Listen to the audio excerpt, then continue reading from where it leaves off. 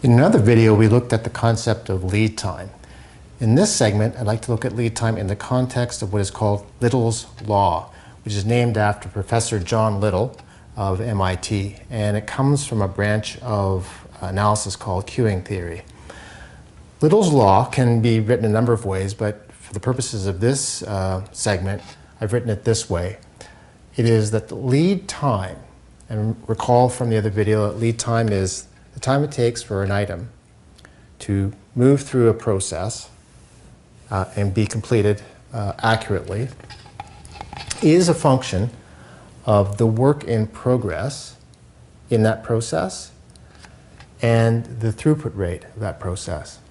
So work in progress, think of it as, say, here's our process, our tube, and at any given time when we look into this process pipeline, there are, say, 10 applications or 10 requests or 10 things being made.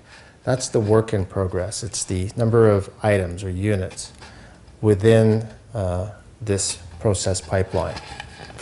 And the throughput rate is the average number of units that complete the process in a given amount of time, say an hour or a day. So just a very simple example here with lead time example 1.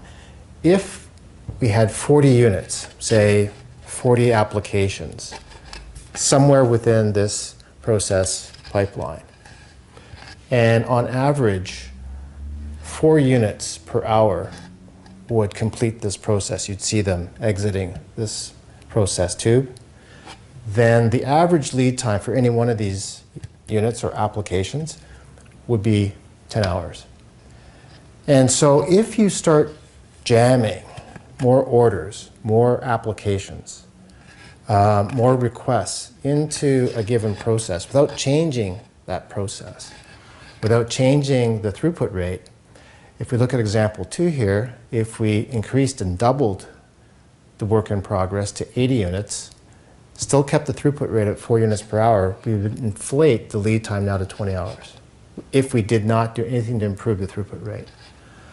So an analogy is when you're sitting in traffic, it means that the roads have a fixed capacity, a fixed throughput rate. Even if there are no accidents, which makes it even worse, the pipeline, the highway, has a certain throughput rate.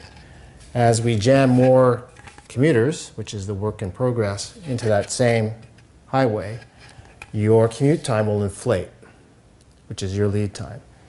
So the managerial implication of this, I think, is very profound. It means that if lead time is at all important to us, and to our customers it very well might be, then we have to look at either improving the throughput rate of the process, improve the process itself.